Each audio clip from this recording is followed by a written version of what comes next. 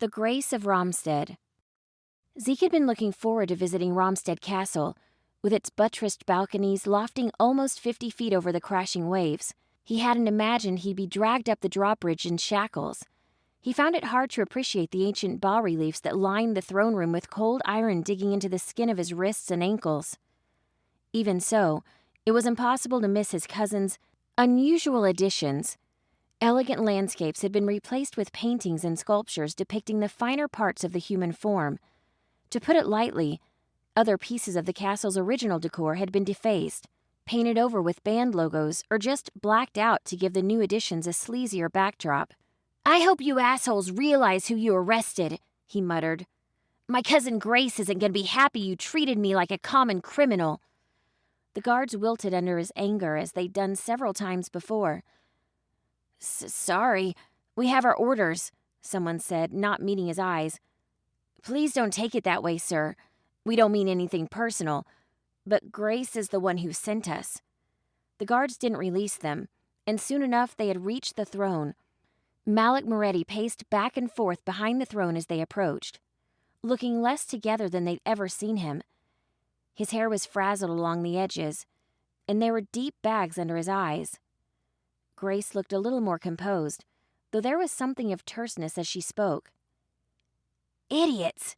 I said bring them here, not parade them through the city like captured pickpockets. Get those damned manacles off." "Told you!" Zeke spat at one of his captors.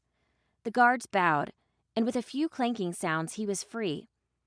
They moved between the rest of his friends, unlocking their bindings, or in Rook's case, untying as there were no manacles wide enough for his Herculean wrists. "I'm sorry, cousin." Grace waved one hand dismissively, and the guards hurried for the doors. This left only the 5 of them and Grace and Malik behind the throne. "I expected a little more discretion from my staff." "We do have a few questions for you," Malik said. "Remy, Grace told me you were seen at the murder victim's house before it burned down. Please explain to the governor what you and your friends were doing there. I know you have a good reason, and you weren't there to destroy evidence." Remy walked past Zeke, glaring up at her father. "You two didn't seem to be doing shit, so we tried to track the murderer ourselves. We'd made our way down into the basement." "Basement?" Grace and Malik answered together, both sounding worried. "Yeah." Remy didn't slow down. "My friends and I dealt with your pet, Melody. You know, the one we wouldn't have had to fight if you'd just been straight with us. We found a room full of stolen artifacts down there." Malik relaxed. "Then why did you burn the house down?" "We didn't." Zeke walked up beside Remy, arms folded. When he spoke, he sounded irritated. "That was Aisling. She's about this tall, pale skin, aquamarine eyes, bright red pigtails, has a weird white getup on. You can't miss her." "I know of her," Malik interrupted, glancing sidelong at Grace. He lowered his voice to a whisper, but Zeke could still hear him clearly enough. "She's the one I warned you about. The one I thought we might be having trouble with. I didn't judge her capable of murder, though." Grace looked furious. "Bitch stole the hegemonics from us, I bet. Desmond was eviscerated by that thing. He won't be easily replaced. I don't know what combination she has to the puzzle box, but it's obviously destructive. We need to be careful." "She was right," Patrick muttered under his breath. He stepped forward, clearing his throat. "Excuse me, Duchess... Malik." He inclined his head in terse respect to each one.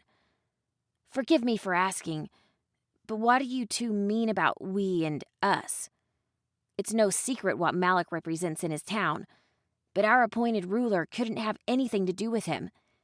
It wasn't a question. Grace rolled her eyes. "Don't lecture me on morality, Patrick. We both know Shayless is the only reason you didn't leave Rhamsted years ago. If it wasn't for her, I wouldn't let you gallivant around breaking all of our rules.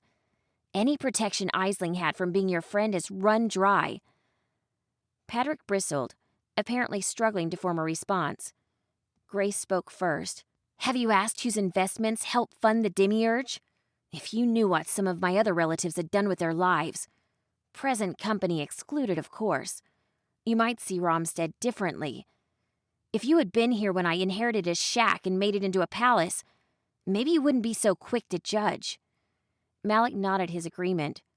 "Virtue and law are abstract until Alinia's cities are razed and its people enslaved. My organization keeps that from happening, even if the means we use are unconventional." "Tell that to Aisling's dad," Patrick hissed. Grace rose suddenly to her feet, glowering at him. Patrick stilled suddenly, averting his eyes. "Enough! Our present concerns are too dire to waste time with the past." "Indeed." Patrick bowed again with exaggerated formality. "By your leave, Lady Jong. If I'm not being charged with anything, I have an inn to tend to." Grace waved her hand dismissively. "Fine. Keep your nose out of this. Leave enforcing the laws to the keepers of the city." Patrick spun around and stormed out of the throne room. Malik stepped down from beside the throne.